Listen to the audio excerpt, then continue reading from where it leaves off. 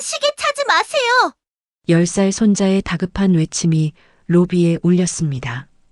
새벽 6시 30분 MOU 행사를 앞둔 회장 한도연은 손목을 붙잡은 준서를 내려다봤어요.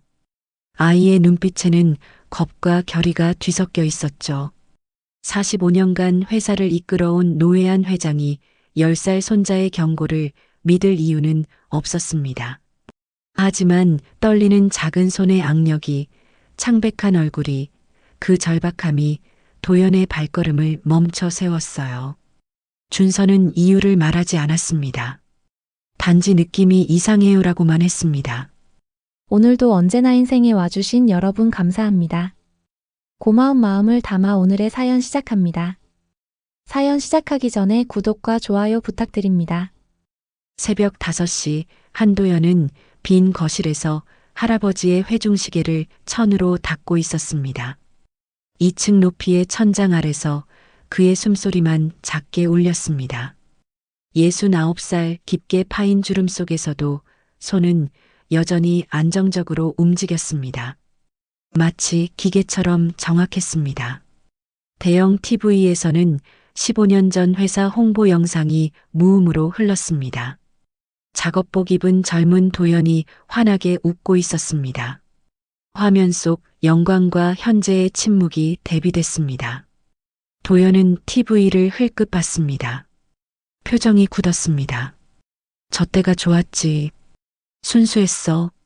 스마트홈 패널에는 정기 점검 실패 경고가 깜빡이고 있었지만 무심히 지나쳤습니다.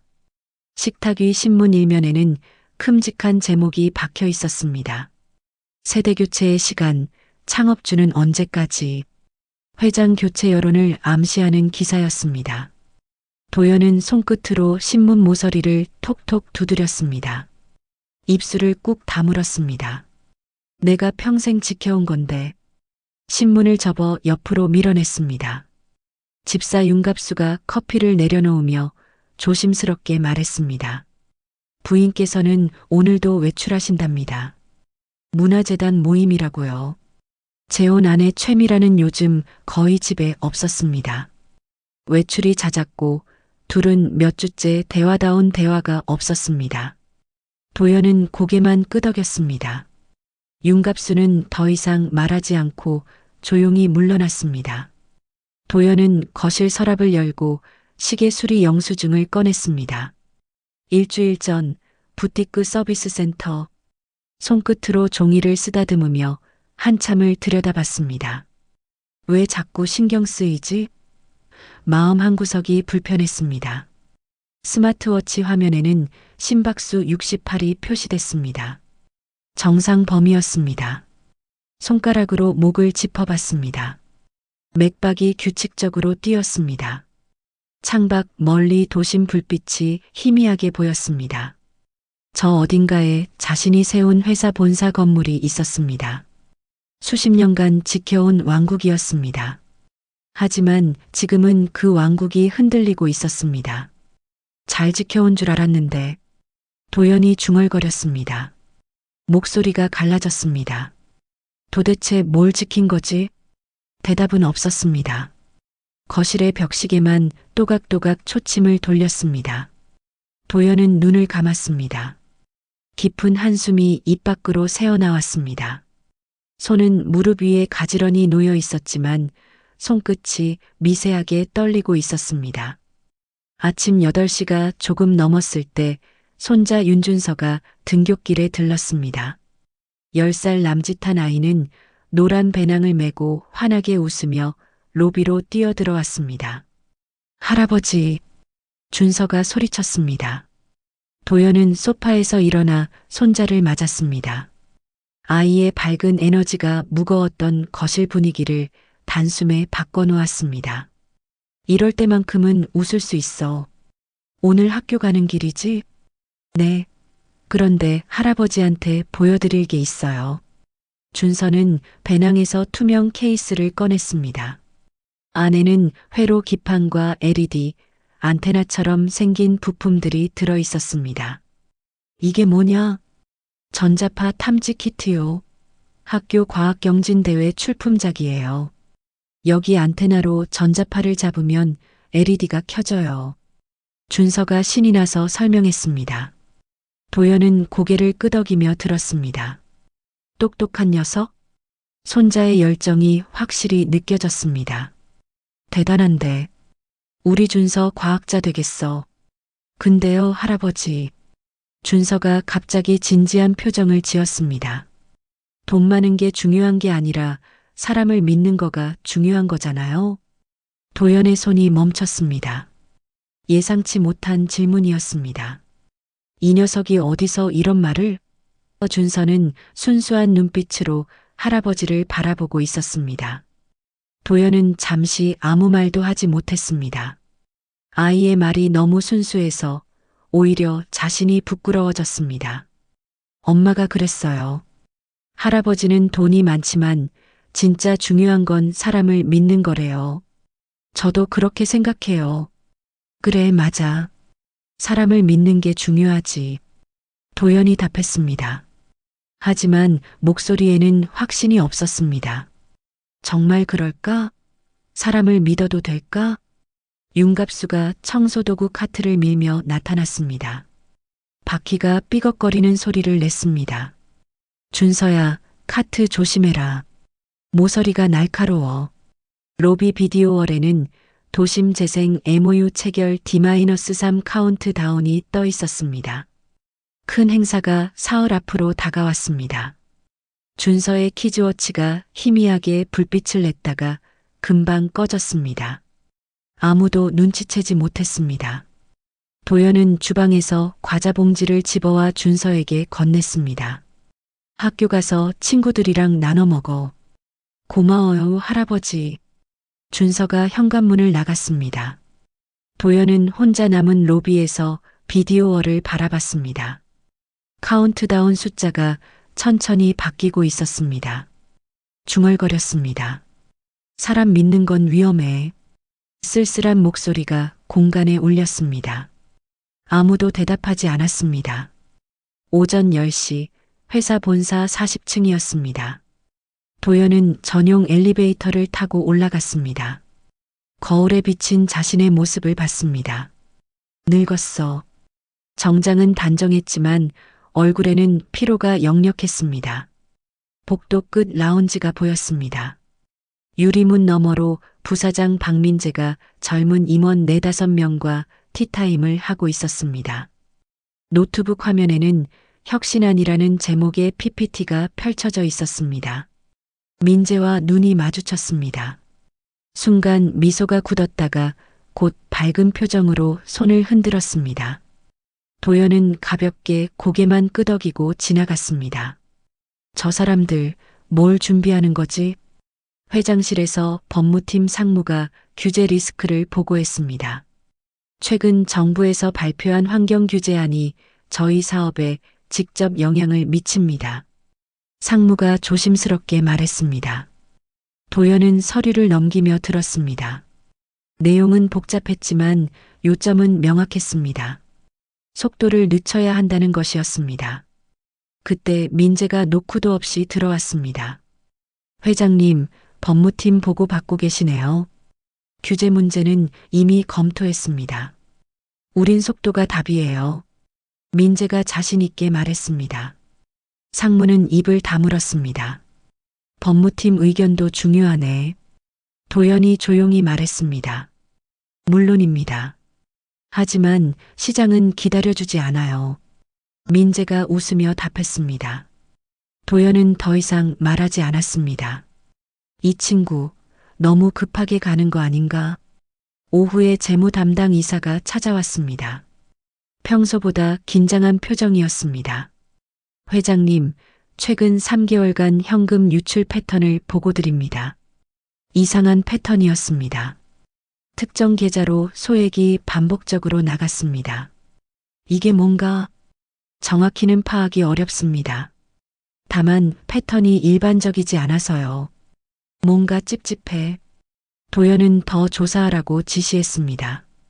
화장실 앞에서 도연은 멈춰섰습니다. 안에서 목소리가 들렸습니다. 이제 내려오실 때가 됐지 않나? 젊은 남자의 목소리였습니다. 그러게. 40년도 넘게 하셨으니 충분하지. 박 부사장님이 오시면 확 바뀔 거야. 도연의 심장이 두근거렸습니다. 나를 두고 하는 말이야. 문을 열지 않고 돌아섰습니다. 등 뒤로 화장실 문이 열리는 소리가 들렸지만 뒤돌아보지 않았습니다. 보안실장 서지훈이 MOU 행사 동선을 설명했습니다.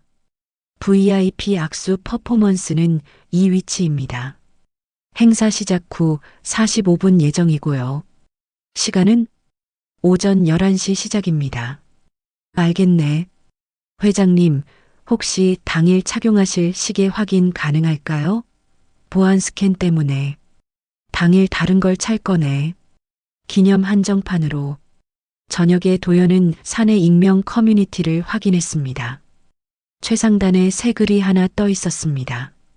창업회장 횡령 정황, 내부 고발합니다. 도연의 손이 멈췄습니다. 글을 클릭했습니다.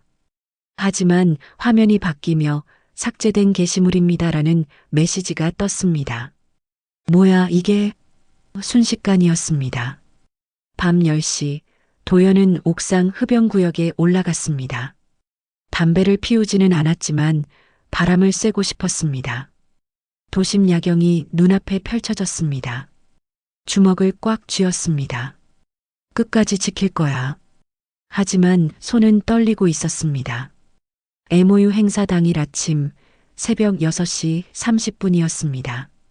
도연은 평소보다 일찍 회사에 도착했습니다. 로비는 아직 조용했습니다. 갑자기 뒤에서 급한 발소리가 들렸습니다. 준서가 숨을 헐떡이며 달려오고 있었습니다. 얼굴이 창백했습니다. 할아버지, 준서가 소리쳤습니다. 도연은 놀라서 몸을 돌렸습니다. 준서야? 이 시간에 왜 여기 있어? 준서는 할아버지 앞에 멈춰서서 거친 숨을 몰아쉬었습니다. 얼굴에 땀이 맺혀 있었습니다. 할아버지, 오늘은 시계 차지 마세요. 준서가 다급하게 말했습니다. 작은 손으로 도연의 손목을 붙잡았습니다. 힘껏 움켜쥐었습니다. 도연은 당황했습니다. 준서의 눈빛이 평소와 완전히 달랐습니다. 겁에 질려 있으면서도 뭔가 간절한 결의가 섞여 있었습니다. 시계를? 무슨 소리냐? 도연이 아이의 어깨를 잡으며 물었습니다. 그냥 느낌이 이상해요. 뭔가 안 좋은 일이 일어날 것 같아요. 그러니까 시계는 절대 차지 마세요. 준서의 목소리가 떨렸습니다. 눈가에 눈물이 고였습니다. 이 아이가 뭘 안 걸까? 도연은 준서를 바라봤습니다. 아이는 거짓말을 하는 게 아니었습니다. 진심으로 두려워하고 있었습니다. 준서야, 무슨 일 있었어? 할아버지한테 말해봐. 도연이 부드럽게 물었습니다. 하지만 준서는 고개를 저었습니다. 말할 수 없어요. 아직은요. 도연은 아이를 안아줬습니다. 작은 몸이 떨리고 있었습니다. 알겠다. 걱정 마. 약속한다. 회장실에 도착하자 비서가 준비물을 세팅해 두었습니다. 붉은 라펠핀, 만년필, 그리고 케이스에 담긴 기념 시계였습니다. 도연은 시계 케이스를 열었습니다. 금빛이 번쩍였습니다. 손에 들자 묵직한 무게가 느껴졌습니다. 시계를 손목에 대봤습니다. 딱 맞았습니다. 거울을 보니 정장과도 완벽하게 어울렸습니다. 하지만 준서의 얼굴이 떠올랐습니다. 오늘은 시계 차지 마세요. 떨리는 목소리가 귓가에 맴돌았습니다. 아이 말 한번 믿어보지 뭐. 도연은 시계를 다시 케이스에 넣었습니다. 서랍을 열고 안에 조심스럽게 넣었습니다. 맨손목을 내려다봤습니다. 허전했습니다. 하지만 마음은 조금 가벼워진 것 같았습니다. 서지훈이 들어왔습니다. 회장님, 오늘 착용하실 시계 최종 스캔하겠습니다. 도연은 손목을 보여줬습니다. 오늘은 가볍게 가려고. 지훈은 의아한 표정을 지었습니다. 이상하게 생각하겠지. 하지만 도연은 개의치 않았습니다. 같은 시간 42층 부사장실에서는 박민재가 창밖을 바라보고 있었습니다. 입가에 미소가 번졌습니다. 오늘이 분기점이야. 최미라에게서 메시지가 왔습니다. 하트 이모티콘 하나뿐이었습니다. 도연은 화면을 보다가 답장하지 않고 휴대폰을 내려놓았습니다. 뭔가 이상해. 행사장 대기실이었습니다. 도연은 소파에 앉아 있었습니다. 손목이 작고 신경 쓰였습니다. 무의식적으로 손목을 만졌습니다. 시계가 없다는 게 계속 불편했습니다. 정말 괜찮을까? 하지만 준서의 떨리는 손의 악력이, 창백한 얼굴이 계속 떠올랐습니다. 비서가 마지막 점검을 했습니다. 회장님, 시계는 정말 안 차시나요? 그래. 도연이 짧게 답했습니다.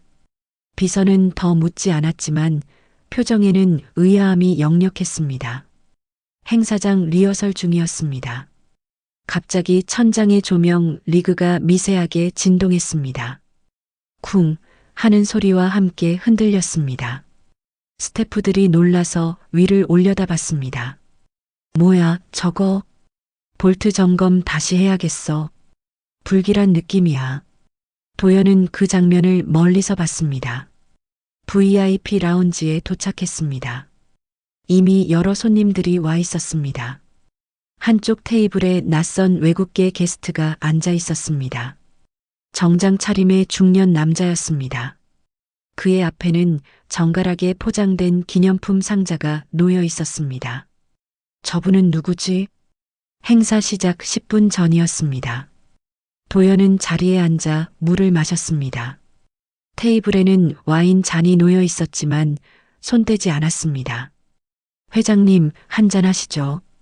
옆자리 임원이 와인병을 들었습니다. 도연은 손을 저었습니다. 괜찮네. 오늘은 물만. 임원의 얼굴에 살짝 실망한 기색이 스쳤습니다. 테이블 위에는 특별히 준비된 보이차가 놓여 있었습니다. 향이 진했습니다. 이건 회장님을 위해 특별히 준비한 거예요. 다른 임원이 말했습니다. 도연은 찻잔을 받습니다. 하지만 마시지 않았습니다. 오늘은 왠지 다 거절하고 싶어. 나중에. 임원들은 서로 눈빛을 주고받았습니다. 박민재가 라운지에 들어왔습니다. 환한 미소를 지으며 사람들에게 인사했습니다. 도연에게도 다가왔습니다. 회장님, 준비 다 되셨습니까? 그래. 민재는 도연의 손목을 힐끗 봤습니다. 시계가 없다는 걸 눈치챘습니다. 순간 표정이 굳었습니다. 하지만 금방 미소를 되찾았습니다. 오늘 좋은 날이 될 겁니다. 저 눈빛, 뭔가 이상해. 도연은 그를 바라봤습니다. 민재의 눈빛에 설명할 수 없는 긴장감이 있었습니다. 행사장으로 이동할 시간이었습니다. 도연은 일어섰습니다. 다시 한번 손목을 내려다봤습니다. 맨손목. 허전했지만 이상하게 마음은 평온했습니다. 오늘 하루만 사람을 믿어보는 거야. 도연이 스스로에게 말했습니다.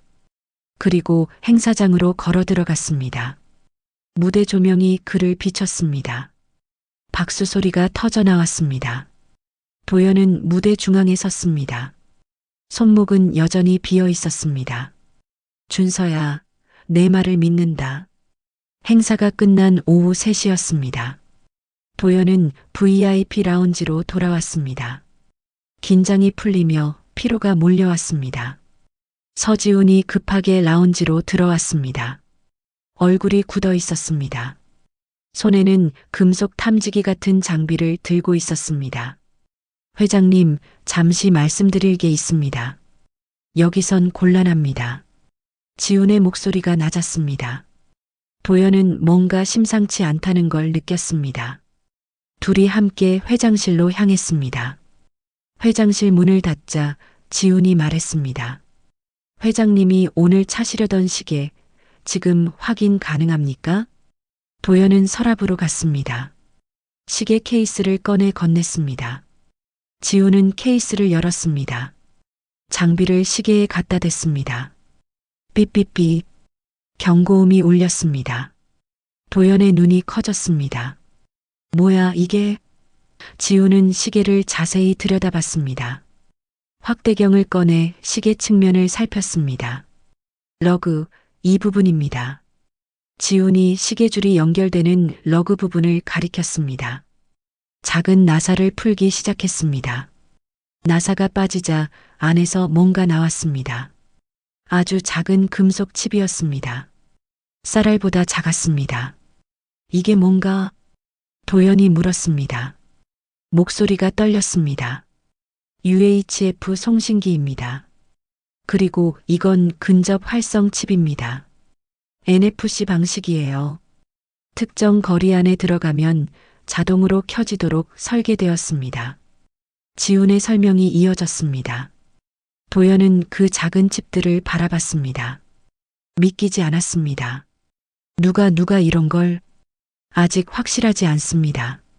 하지만 회장님이 오늘 이 시계를 차셨다면 지훈이 말을 흐렸습니다. 도연은 의자에 주저앉았습니다. 온몸에 힘이 빠졌습니다. 준서가 날 구한 거야. 확인할 게 더 있습니다. 지훈이 휴대폰을 꺼냈습니다. 사진 몇 장을 보여줬습니다. 행사장 VIP 라운지에서 발견한 기념품 상자입니다. 사진 속에는 열린 상자가 있었습니다. 안에는 정교한 전자기기가 들어 있었습니다. 중계기입니다. 시계의 신호를 증폭시키는 장치예요. 회장님이 무대에 서시면 시계가 활성화되고 이 중계기가 신호를 외부로 보내는 구조였습니다. 지훈이 다른 서류를 꺼냈습니다. 검사 결과지였습니다. VIP 테이블에 있던 보이차 2병을 샘플링했습니다. 미량의 간독성 물질이 검출됐어요. 뭐라고? 도연이 벌떡 일어났습니다. 즉시 치명적인 수준은 아닙니다. 하지만 누적 노출되면 심각한 손상을 일으킬 수 있는 성분이에요. 천천히 죽이려고 했던 거야. 도연은 테이블을 짚고 서 있었습니다. 숨이 가빠졌습니다. 계획적입니다, 회장님. 누군가 오랜 시간 준비한 겁니다. 지훈이 단호하게 말했습니다. 도연은 창밖을 봤습니다. 도심이 평온하게 펼쳐져 있었습니다. 하지만 그의 세계는 무너지고 있었습니다. 동선 로그도 확인했습니다. 지훈이 태블릿을 꺼냈습니다. 화면에는 타임라인이 표시되어 있었습니다.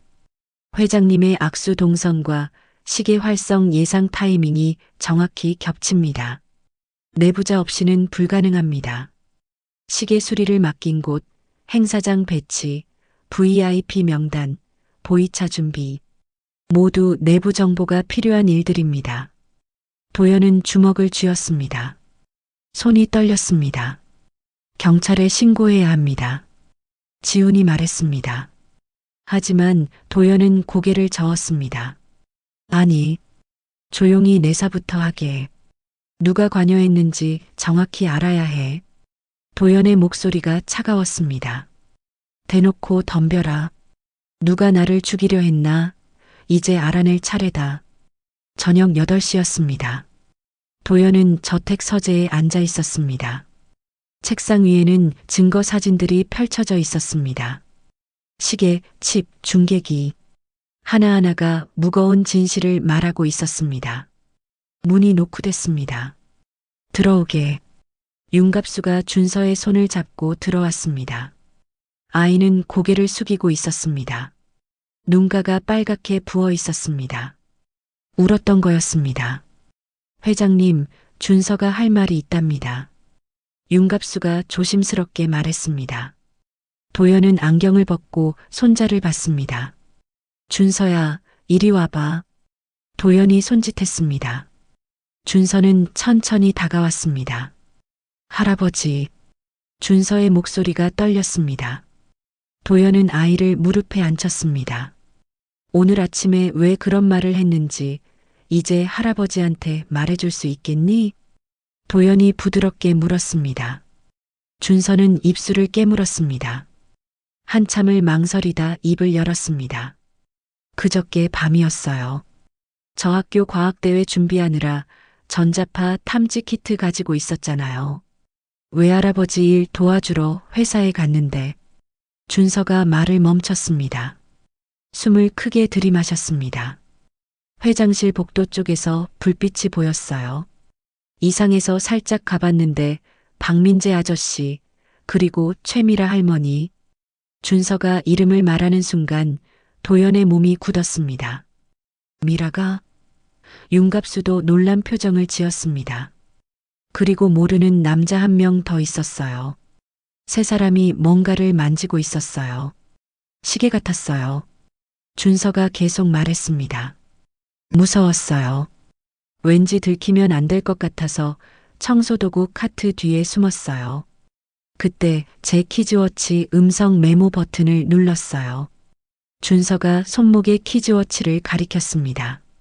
이 아이가 녹음을 했어? 무슨 말을 했는지 기억나니? 정확하지는 않아요.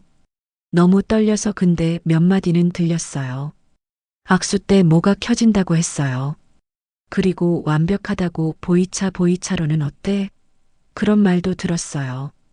도연의 얼굴이 창백해졌습니다. 증거 사진 속 내용과 정확히 일치했습니다. 그래서 할아버지한테 말하고 싶었어요. 근데 확실하지 않아서 혹시 제가 잘못 들은 거면 어떡하나 했어요.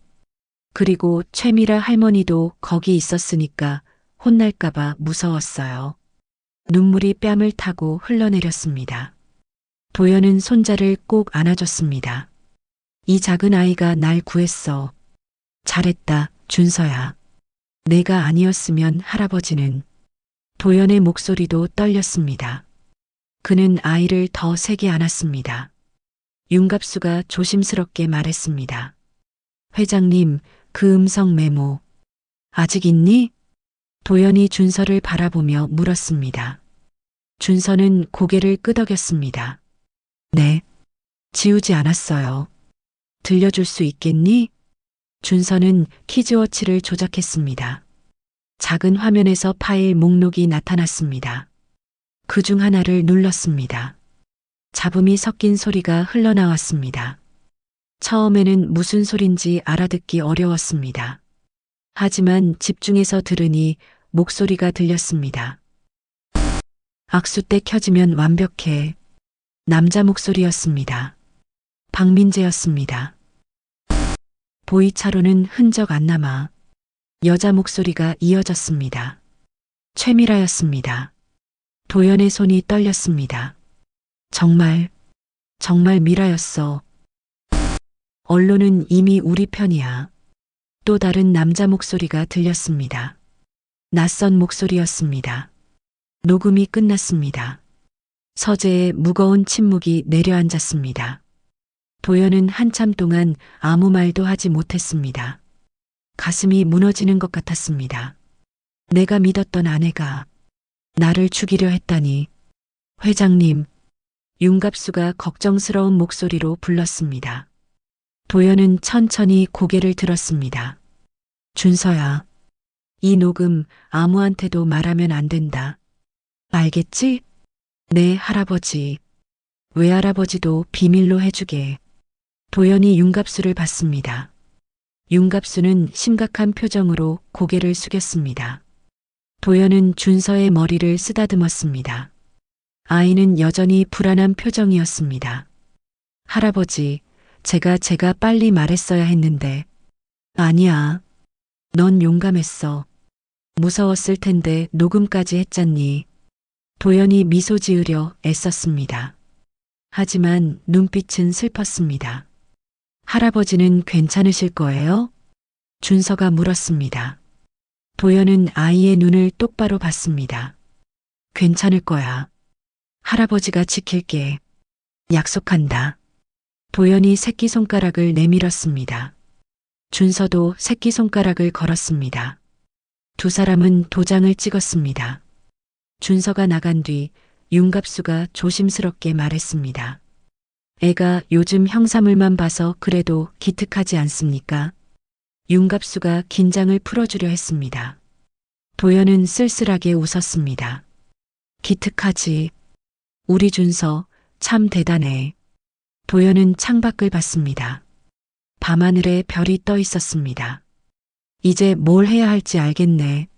사람을 믿는다는 게 이런 거였구나. 그날 밤 11시 포털 메인에 기사가 떴습니다. 한도연 회장, 수십억 비자금 정황 포착. 익명 제보 잇따라 정교하게 꾸며진 거짓이었지만 사실처럼 보였습니다. 댓글창에는 비난이 쏟아졌습니다. 역시 재벌은 다 똑같네. 이제야 터진 거지. 새벽 6시 현관 초인종이 울렸습니다.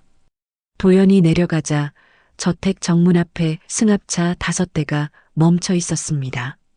검찰이었습니다. 수사관들이 쏟아져 나왔습니다. 한도연 회장님 계십니까? 압수수색 영장 집행합니다. 수사관들이 저택 안으로 들어왔습니다. 거실, 서재, 침실, 모든 공간을 뒤졌습니다.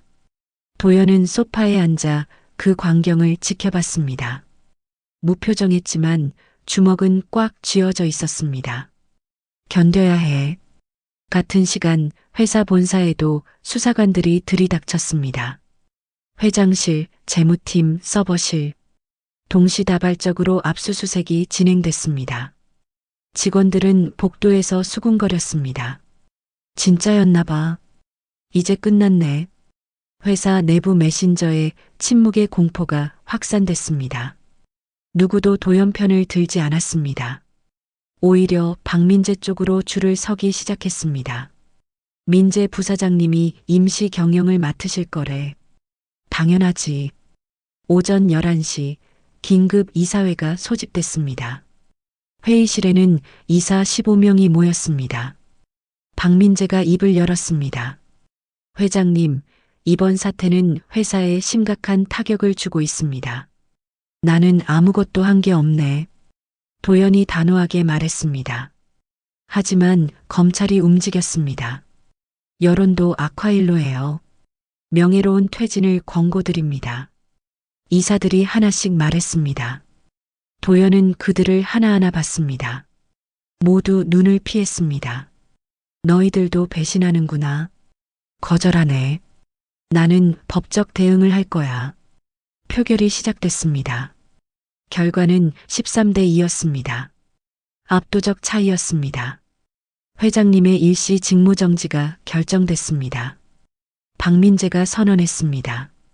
승리의 미소가 입가에 번졌습니다. 도연은 자리에서 일어났습니다.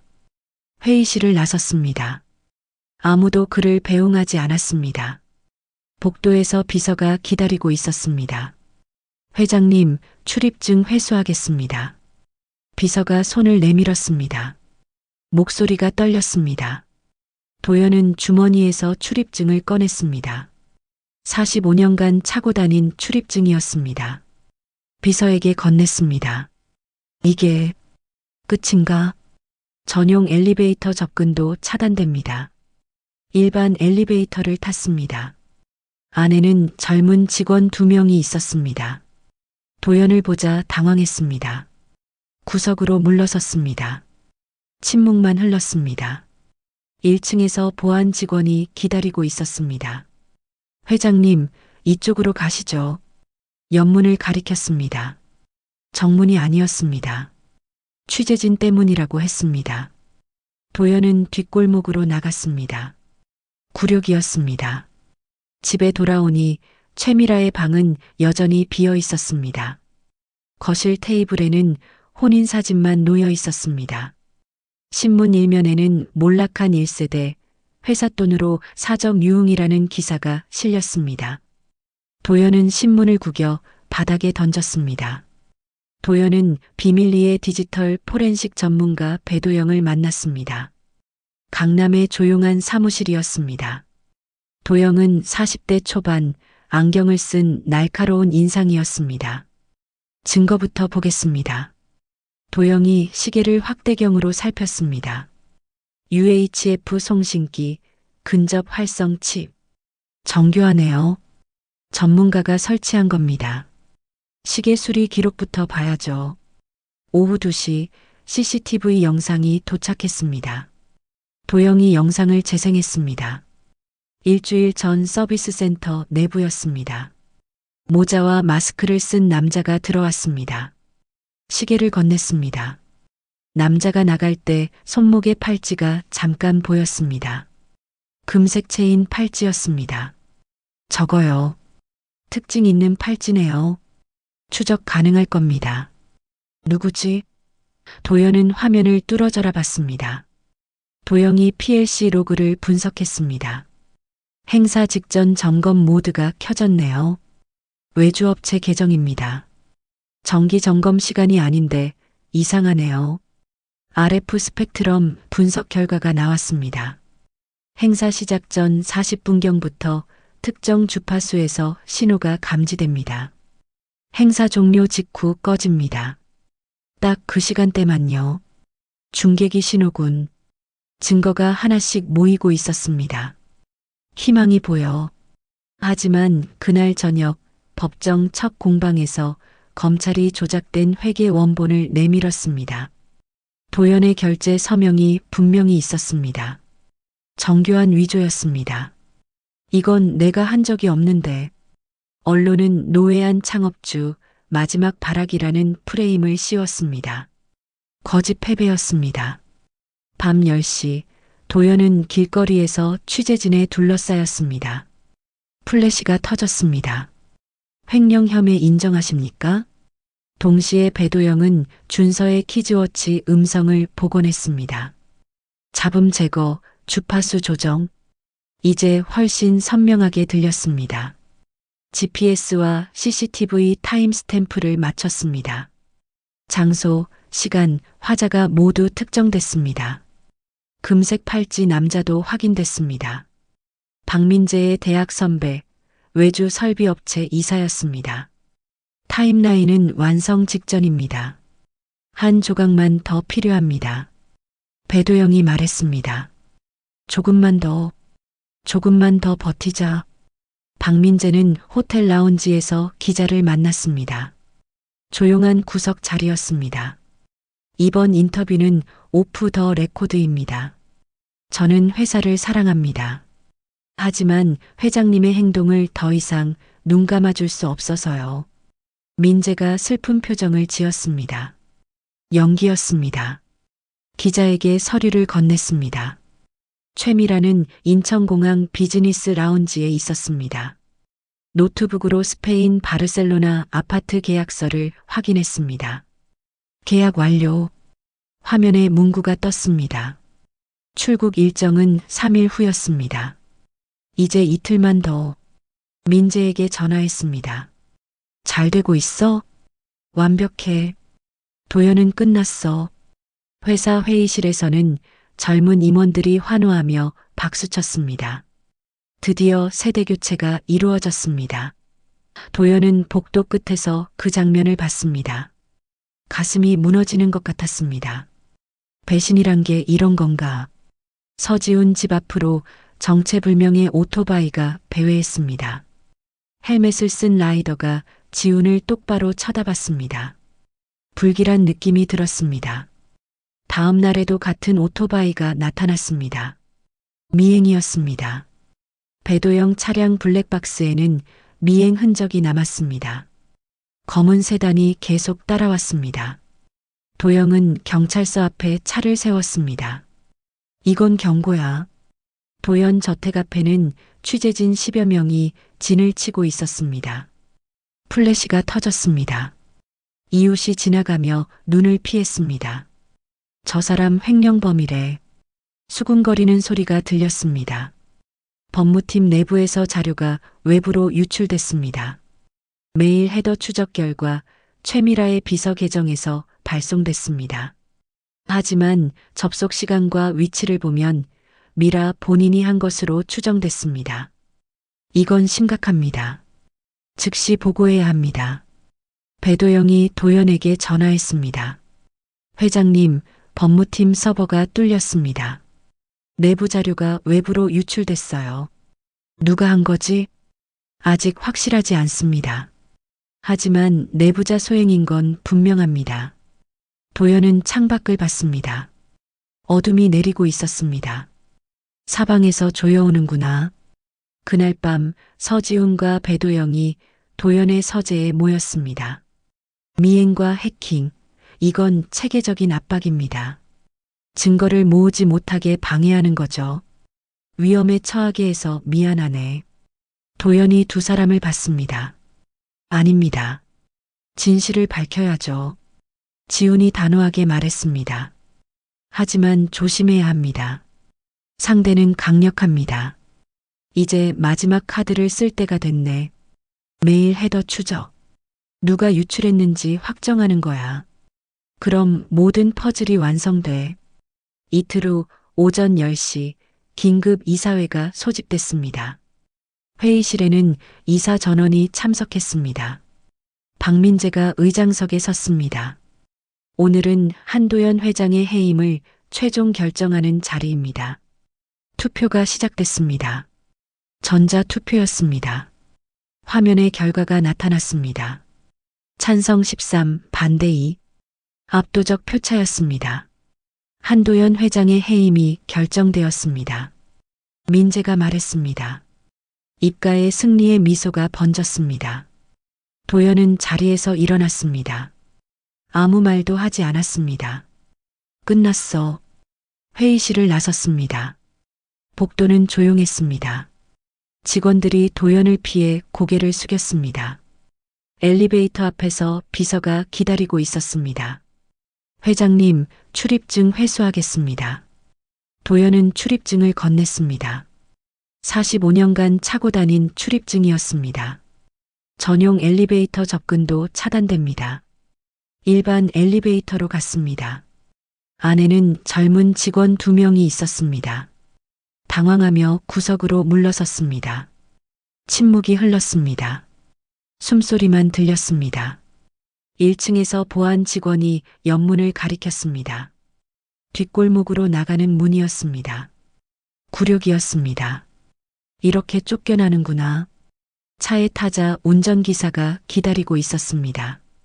어디로 가시겠습니까? 집. 창밖으로 회사 건물이 멀어졌습니다. 45년간 자신의 왕국이었던 곳이었습니다. 이제는 돌아갈 수 없었습니다. 집에 도착했습니다. 너무 조용했습니다. 2층으로 올라가 최미라의 방문을 열었습니다. 텅 비어 있었습니다. 옷장도 서랍도 화장대도 모두 비어 있었습니다. 거실로 내려왔습니다. 테이블 위에 혼인사진 한 장이 놓여 있었습니다. 그것만 남겨두고 떠난 거였습니다. 도연은 사진을 집어들었습니다.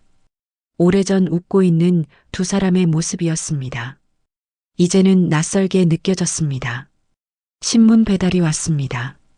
윤갑수가 신문을 가져왔습니다.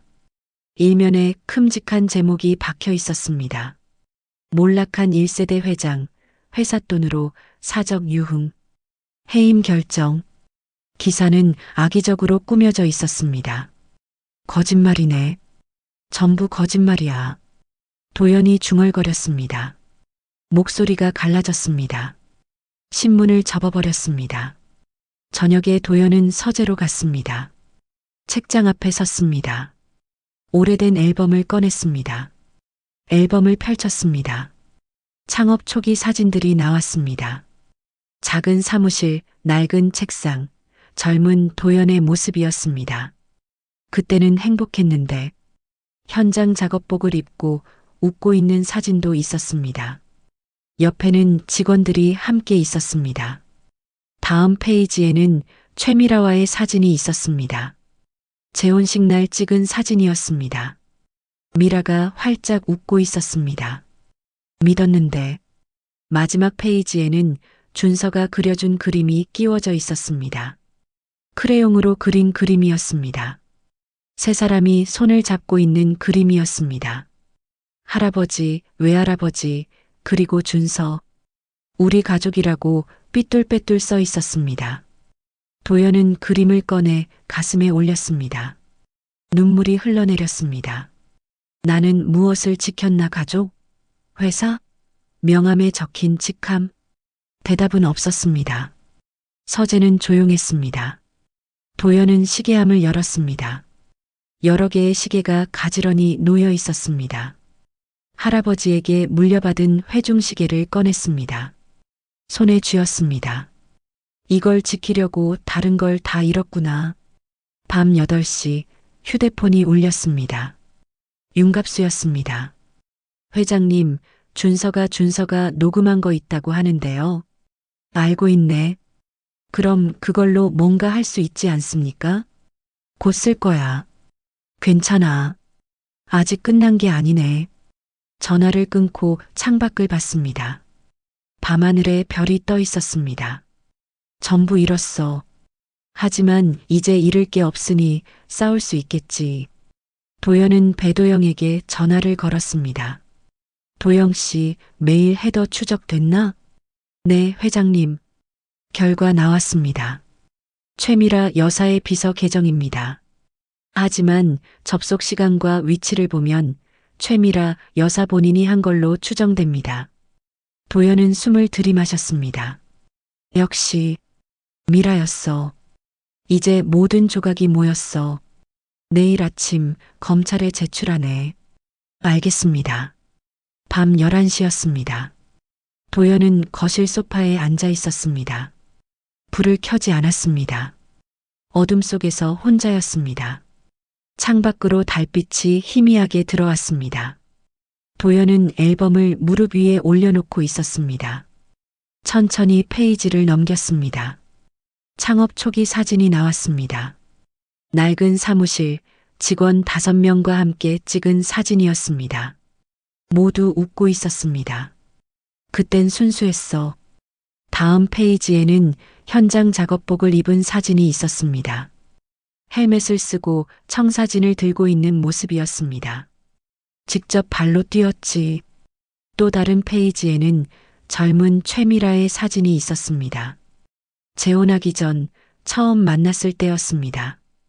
카페에서 웃고 있는 모습이었습니다. 사랑했는데 앨범을 덮었습니다. 테이블 위에 내려놓았습니다. 나는 무엇을 지켰나 50년. 50년 동안 뭘 한 거지? 가족을 지켰나? 아니야. 미라는 떠났어. 회사를 지켰나? 그것도 아니지. 이사들이 날 버렸어. 명함에 적힌 회장이라는 직함. 그것도 빼앗겼네. 도연은 두 손으로 얼굴을 감쌌습니다. 깊은 한숨이 새어나왔습니다. 시간이 흘렀습니다. 얼마나 지났는지 알 수 없었습니다. 테이블 서랍을 열었습니다. 안에서 준서가 그린 그림을 꺼냈습니다. 크레용으로 그린 세 사람의 모습이었습니다. 할아버지, 외할아버지, 그리고 준서. 우리 가족이라는 글씨가 삐뚤빼뚤 써 있었습니다. 도연은 그림을 가슴에 올렸습니다. 눈을 감았습니다. 준서, 내가 없었으면 난 죽었을 거야. 시계 차지 말라고 내가 용기 내서 말해줬지. 넌 날 믿어줬어. 확신도 없이 무서웠을 텐데 그래도 날 지키려고 했지. 고마워, 준서야. 한참을 그렇게 있었습니다. 시간이 멈춘 것 같았습니다. 휴대폰이 울렸습니다. 윤갑수였습니다. 회장님, 준서가 전화하고 싶다는데요. 바꿔주게. 잠시 후 준서의 목소리가 들렸습니다. 할아버지, 녹음한 거 있어요. 근데 잘 들리는지 모르겠어요. 괜찮아. 아주 잘 들려. 완벽해. 내가 할아버지를 구해줬어. 정말이요? 정말이야. 할아버지가 약속했잖아. 괜찮을 거야. 할아버지, 사랑해요. 도연은 숨이 멎는 것 같았습니다. 나도 사랑한다, 준서야. 통화가 끝났습니다. 창밖을 봤습니다. 밤하늘에 별이 빛나고 있었습니다. 사람을 믿는다는 게 이런 거구나. 돈이 아니라 권력이 아니라 사람을. 준서는 날 믿어줬어. 확신 없이도 무서워도. 그리고 난 그 믿음으로 살았어. 눈빛이 바뀌었습니다. 슬픔이 사라지고 결기가 돌아왔습니다. 일어났습니다. 서재로 갔습니다. 책상 앞에 앉았습니다. 노트북을 켰습니다. 배도영에게 이메일을 보냈습니다. 준비 완료. 내일 아침 8시 검찰청 앞에서 만나세. 곧 답장이 왔습니다. 알겠습니다. 모든 증거 준비되었습니다. 서지훈에게도 문자를 보냈습니다. 내일이야. 준비하게. 답장이 왔습니다. 네, 회장님. 창밖을 봤습니다. 밤이 지나고 있었습니다. 동쪽 하늘이 희미하게 밝아지고 있었습니다. 이번엔 사람을 믿겠다. 준서를 믿었던 것처럼 진실을 믿을 거야. 책상 서랍을 열었습니다. 준서의 그림을 다시 꺼냈습니다. 액자에 넣었습니다. 이게 내가 지켜야 할 거였어. 가족, 사람, 믿음. 눈빛이 또렷해졌습니다. 새벽 5시였습니다. 샤워를 했습니다. 정장을 입었습니다. 거울 앞에 섰습니다. 얼굴에는 주름이 있었지만 눈빛은 살아 있었습니다. 오늘 끝낸다. 거실로 내려왔습니다. 윤갑수가 커피를 준비하고 있었습니다. 회장님, 일찍 일어나셨네요. 잠이 안 오더군. 오늘이 중요한 날이죠? 그래. 모든 걸 끝낼 날이야. 준서 말 믿으시길 잘하셨어요. 그 애가 날 구했네. 창밖으로 해가 떠오르고 있었습니다. 새벽빛이 거실을 채웠습니다. 가방을 챙겼습니다. 증거 파일, 서류, 그리고 준서의 키즈워치였습니다. 이제 가봐야겠네. 차에 탔습니다. 운전기사가 시동을 걸었습니다. 검찰청으로 차가 출발했습니다. 해가 완전히 떠올랐습니다. 새로운 하루가 시작된 거였습니다. 창밖을 봤습니다. 도심이 깨어나고 있었습니다. 이번엔 진실이 이긴다. 눈빛이 단단했습니다. 오전 8시 검찰청 앞이었습니다. 배도영과 서지훈이 이미 기다리고 있었습니다. 도연이 내리자 두 사람이 다가왔습니다. 모든 준비 끝났나? 네. 증거 패키지 완성했습니다. 도영이 서류 가방을 들어 보였습니다. 세 사람은 검찰청 건물로 들어갔습니다. 15분 후 면담실로 안내됐습니다. 책상 너머로 검사가 앉아 있었습니다. 40대 중반 날카로운 인상이었습니다. 한도연 씨, 무슨 일로 오셨습니까? 증거를 제출하러 왔습니다. 한도연 회장에 대한 음모와 암살 시도의 증거입니다. 배도영이 서류 뭉치를 꺼냈습니다. 검사는 받아들었습니다.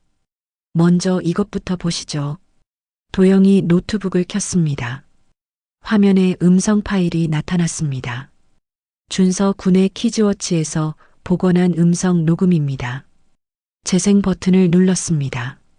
스피커에서 목소리가 흘러나왔습니다.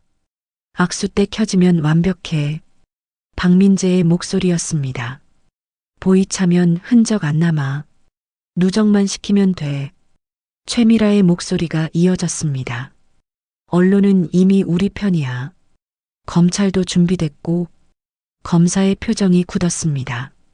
녹음을 끝까지 들었습니다. 이게 언제 녹음된 겁니까? MOU 행사 이틀 전 밤 10시 23분입니다. 회장실 복도입니다. 도영이 지도와 타임라인을 보여줬습니다. 키즈워치 GPS 기록입니다. 녹음 시간과 정확히 일치하죠. 서지훈이 CCTV 영상을 꺼냈습니다.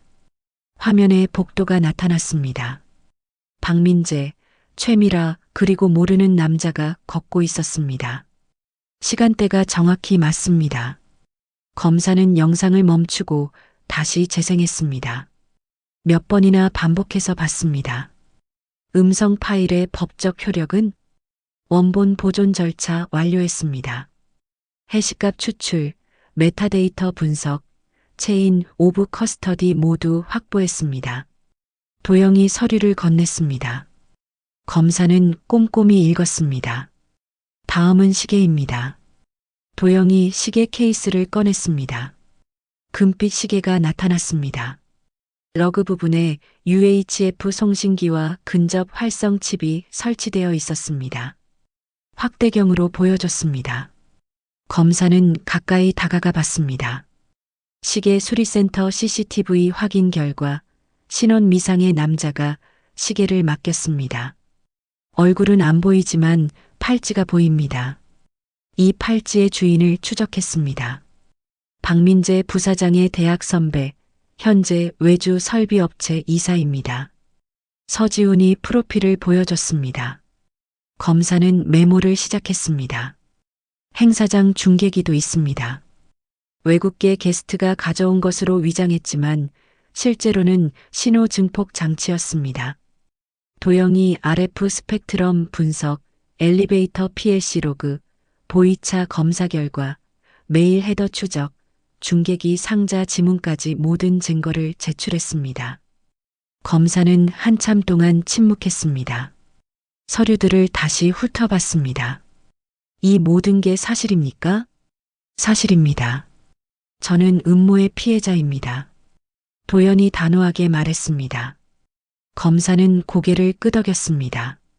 추가 조사가 필요하겠습니다.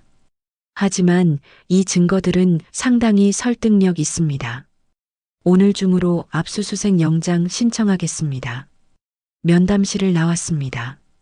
복도에서 도영과 지훈이 도연을 봤습니다. 해냈습니다. 아직 끝난 게 아니네. 이제 시작이야. 기자회견을 열겠네.